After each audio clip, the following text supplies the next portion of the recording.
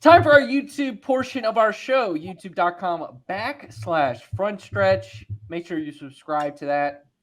Great topics here on Happy Hour every week. Our guest, NBC sports writer John Newby at John Newby _ on Twitter. John Massey is with us. Michael Massey at M_Massey22 at Dalton Hopkins at Pit Lane LT is also with us. Gentlemen, our YouTube topic this week is what is the biggest what if in the history of NASCAR? With a lot of what ifs in this past Darlington race, which could have resulted in different things. We talked about Kevin Harvick and his struggles in the race, so make sure you listen to the podcast for that part, unless you're listening to the podcast part of this in your audio stream, of course. But I will go with our guest first with your what if. What is your opinion of maybe the biggest what if in the history of NASCAR? So here's the thing. I misunderstood the assignment and the biggest adjective that you added on there. Or just think of a what if in NASCAR. How about that? No, I have a what if in NASCAR. It's just not the biggest one ever. Got it. But what if Jimmie Johnson had not been disqualified from the 2020 Coca-Cola 600? Because he started second for that race. He was 11th in points. Obviously, he hadn't won, but he was doing really well in points regardless, and he had a good chance of making the playoffs because there wasn't anyone else winning races that year other than, Kevin Harvick and Denny Hamlin. So he finished second in Charlotte, got disqualified, finished 40th, dropped him down to 15th in the points. So he spent the rest of the regular season in that weird year trying to make up those points. He had some strong finishes, like third place at Bristol, had a top 10 at Atlanta, but he ended up missing the playoffs because William Byron's win in the regular season finale, moved everything down because he won his way into the playoffs.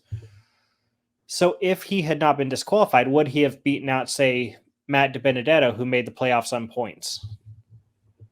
And then what would have that have happened? Would he have had a chance to maybe get hot in his final season and kind of try to push to make the Final Four? Or would the inconsistencies that kind of surfaced in that final season continue into the playoffs? I think he would have advanced a couple of rounds. I don't know if he would have made the championship four, but it'd been cool to see Jimmie. That was the unfortunate part of his final year. Well, the truly unfortunate part for him and Clint Boyer, that they were really in front of fans. Like, you didn't really get the farewell tour. But to add to the fact that, Jimmie wasn't in the playoffs, that definitely added an extra scene. I think that's an underrated one. That's pretty good. I like that one. That's a really well thought out one. Well, yeah, you got to think about, like, Chase Elliott wasn't amazing that season, and then he amped up at playoff time. So you got to think all the Hendrick cars got better come playoff time. So, yeah, I think Jimmie, the chance was there to maybe him win a race or make a run at a title. Well, especially when that year there were multiple winless drivers that made it to the playoffs. I mean, Kurt Busch was winless. Wasn't that the year that he was winless and then he won at Las Vegas in the playoffs? Yeah, and advanced to the final 8. Yep. Then you had Eric Almirola, who was winless. You had like Clint Boyer, who was winless. You had Matt DiBenedetto, who's winless. Like, there was multiple people that he could have made the playoffs over, but that disqualification, I think it just really altered the trajectory of his season. And to Massey's point, I mean, everyone knows that Hendrick could turn it on in a moment's notice, especially in the Gen 6 era. That's a good one, John. Good job. I'm proud of you. For getting this dropped on you at the last, the last moment. You did pretty good. Michael Massey, I'll let you go next. What was yours? So my favorite what if is always, what if Richard Petty had signed with Hendrick Motorsports? Because that was the heavy rumor back in when he left Petty Enterprises at the end of the 83 season. Said he went to Mike Curb. It lasted 2 years. If he gets with Rick Hendrick, I think he wins another championship. I mean, I think the real possibility is there because, Hendrick was fast out the gate pretty much. Instead they had Jeff Bodine. Jeff Bodine was great, but he wasn't Richard Petty. And then I think also like the ripple effect that would cause, such as Petty Enterprises would never come back. Like the 43 car now would probably be under the Hendrick banner right now. Like Jeff Bodine, Tim Richmond, I don't know that they ever get opportunities. Would Jeff Gordon have raced the 43? Like instead of his first race being the last race, obviously for Richard Petty, would it have been like he starts the next season in the 43?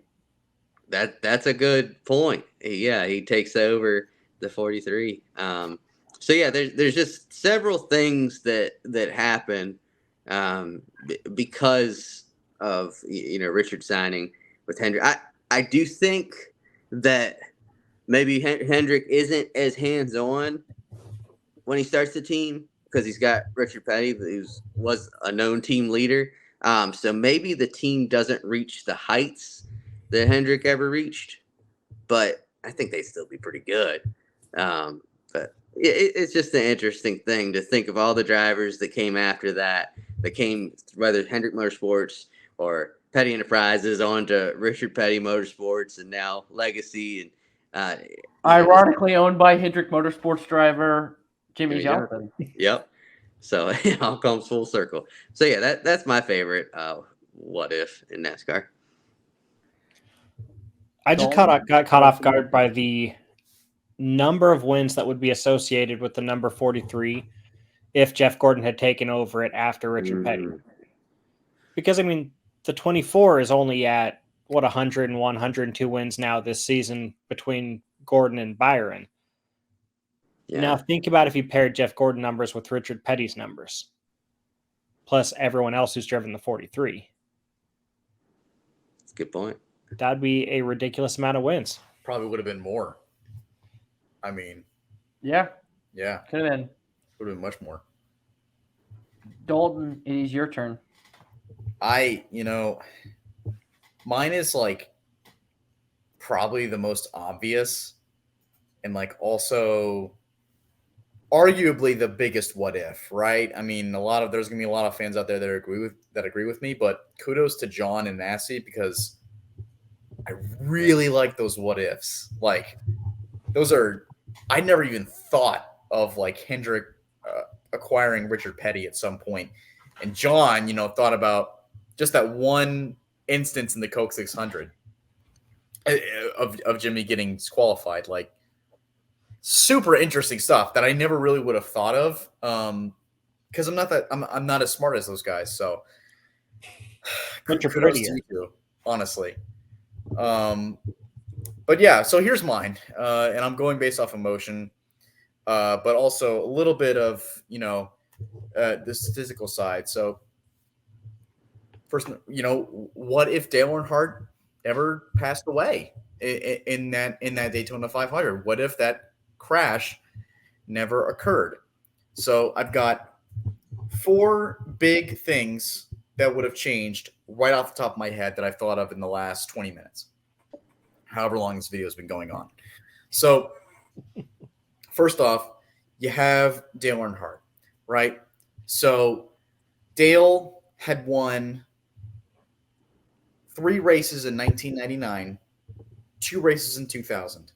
So remember we were talking about earlier in the podcast about these guys that are a little bit older in age, but are still winning races. Dale would have been 50 years old that year. I know because I share the same birthday with him. So April 29th. So he would have been 50 years old, but he was still winning races. So I have to wonder, similar to what Massey was talking about, is it kind of like Richard Petty where it's like, could he have won an 8th title? And I want to go back to, I listened to a podcast by Nate Ryan, this NBC guy, right? That, those NBC guys, they're just the worst, right? I mean, you have to listen to them talk and everything. But yeah, I listened to Nate Ryan talk. I don't know what kind of schmuck they just hired. It could have been anybody. No, I'm sure John's going to have so many great podcasts in the future. But I remember listening to a podcast by Nate Ryan a few years ago during the Rolex 24, and it was about Dale Earnhardt running the Rolex 24 in 2001.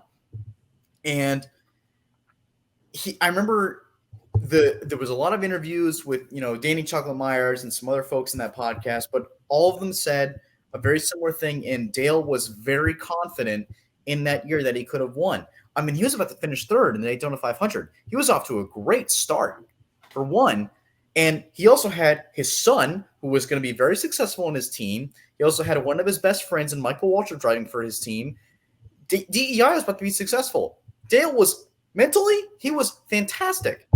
And I have to wonder if maybe that year could have been a great year for him. I mean, he was still winning races. So I wonder if that was going to be good for him. Number two, very obvious, Dale Earnhardt Jr. never would have gone to Hendrick, right? DEI would remain on top. This ties into my third part, which was DEI itself. And DEI probably wouldn't have folded. DEI probably would have been sold out.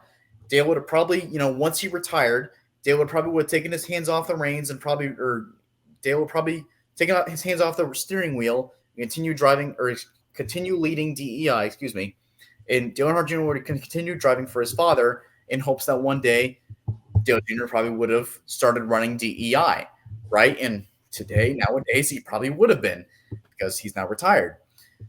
But, on top of all that, there's also the fourth factor, right? And that's Kevin Harvick, who, of course, took over the number 3 car, that entry for RCR. And now it was the 29 because the 29 car was the next available number. But took over that 29 car. What would have his career been like? He never would have been in the Cup Series. Maybe made a couple starts here and there in 2001, but he wouldn't have been in the Cup Series as much as he was full-time as he was in 2001. Probably wouldn't have never won Atlanta. Probably wouldn't have never won, I think it was Chicago later that year. So Kevin, or it might have been, I think it was 2002. Correct me if I'm wrong.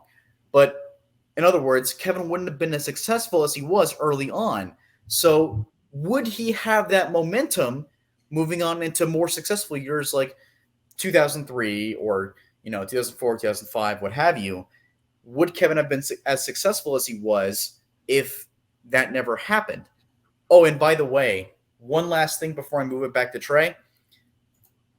The other thing that Nate Ryan mentioned in that podcast during the Rolex 24, Dale Earnhardt was planning on going sports car racing in 2002 because he loved running the Rolex 24 so much. So I think 2001 was probably going to be his retirement year based off just speculation. But 2001, it was going to be his retirement year. How well would he have done in sports car racing? That would have been something I would have liked to have seen. So you missed, I think, one part of this, that if there's DEI and Dale Jr. doesn't leave DEI, Kyle Busch stays at Hendrick Motorsports. Good point. And he doesn't go to Joe Gibbs. And that changes those two teams, arguably the greatest driver to ever race for Joe Gibbs. And then you obviously have Kyle Busch. And you think about how much more success that Hendricks have with Kyle, Jimmy, and Jeff. That would be insane. And how much less success Joe Gibbs Racing would have. Yeah, very true. Yeah, they probably still got JJ Yaley in the car.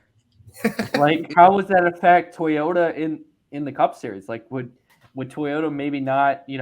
I think Denny would have done great, and obviously, Joey and they would have done great. But would Toyota be as successful? And maybe they pull out sooner. You never know.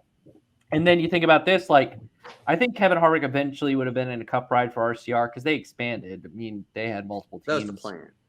Yeah, so he would have been a teammate in 2002. So I don't know. It might have delayed Kevin Harvick's success, but he's too good not to have success in the Cup Series. Well, think about this. Dale Earnhardt and Mike Skinner did not get along. And Mike Skinner did not win a race when RCR was very good. I think if you had a team in 2002 of Dale Earnhardt, Kevin Harvick, and Robbie Gordon, that is 3 characters who would not have gotten along. I feel like Harvick's career he might have ended up like Skinner, like would have been shipped out after a couple of years because the team liked Dale better. That's a great thought. Yeah. Well, gentlemen, I thought of this like I had an epiphany right before we started this. I even, I was gonna do what if Jimmie Johnson never signed with Hendrick Motorsports, which is there were rumors he wasn't back in the day, or they weren't looking at him. But I thought of even bigger. I read an article from Bleacher Report in 01. It was like, what if Bill France never liked racing? Like, would stock car racing happen? I was like, probably. But I think the only way that NASCAR never happens, at least stock car racing as we know it, is if prohibition never existed. So that is my biggest what if. If prohibition never existed, I believe that stock car racing, because its foundation is through prohibition and moonshine runners and everything that goes with it, I think the most dominant motorsport in the world would probably in America would probably be IndyCar right now. I think maybe NASCAR gets founded and the boom happens and everything still happens and it's just they're still throwing moonshine in the back of their cars, but it feels like without prohibition none of this happens. I think that either IndyCar or drag racing, one of those two would be the dominant force, because I mean, even without having bootleggers running, you know, that being the genesis of stock car racing, you still have people, especially young guys full of testosterone, that love building cars and racing them on the streets. I mean, I did that when I was in high school and a young adult. I know dozens of other people who did that. You know, you're at the stoplight late at night. You look allegedly, I got you, John. It's been like 20 years. I'm pretty sure I can't get in trouble for that anymore. Allegedly. I'm old with gray hair. It's fine. Statute of limitations. You're good, John. Yeah, they're way up at this point. But I think with the obsession with horsepower and just going fast, I do think that, I mean, drag racing's big, but I think there's a chance it could be even bigger. And then to your point, I do think that IndyCar, that style of racing would be, you know, it'd be gigantic at this point. Well, that will do it for this episode of the Happy Hour podcast. Before real quick. I want to say, I didn't get an opinion on that. I think it all would have been delayed. Everything for NASCAR worked perfectly, right? They spent all these years building up to finally get a race on TV, the Daytona 500 on CBS in 1979, that happened right after the IndyCar split. So, like, there's an opening, and they filled that gap perfectly. Whereas if Prohibition doesn't happen, maybe that's delayed a couple years. Maybe they missed their window. Also, they were booming right at the time where cable started, so maybe they missed that opening too. So, yeah, I don't know that 80s, 90s boom happens as big as it does. But more importantly, if the Prohibition didn't happen, then racetracks wouldn't be charging $20 for a beer right now, because after they came back, after it was legalized again, the prices were way higher than they were before the Prohibition. So, what if IndyCar never split? I guess that could be another one. IndyCar could be, that's how IndyCar gets its popularity. That's one for the pit straight. Let's leave that to the pit straight guys. I know, but that does have an effect on NASCAR. I'm just. But the pit straight, great episode. They talk about records that Max Verstappen can break. We won't get Dalton, all riled up about that. But before our next podcast is Bringing the Heat, which is hosted by not Brian Nolan. He just doesn't want to do his job. So I'm hosting it this week. Brian does have an interview with Joe Graf Jr., who's racing the Xfinity Series this week for Joe Gibbs Racing. I kid about Brian. He's got some family stuff going on. Positive, but he's got some family stuff going on. So I'll fill in for him this week. That's with Bringing the Heat. John, before we let you on out of here, we appreciate your time. How can our listeners read your content over at NBC, follow you on X, which still feels weird to say, whatever it's called. I'm going to still call it Twitter. According to AP style, you have to say X, formerly known as Twitter, which is just a nightmare to type out. It's ridiculous. But if you go to NBCsports.com/NASCAR, that's pretty much where everything I write goes up.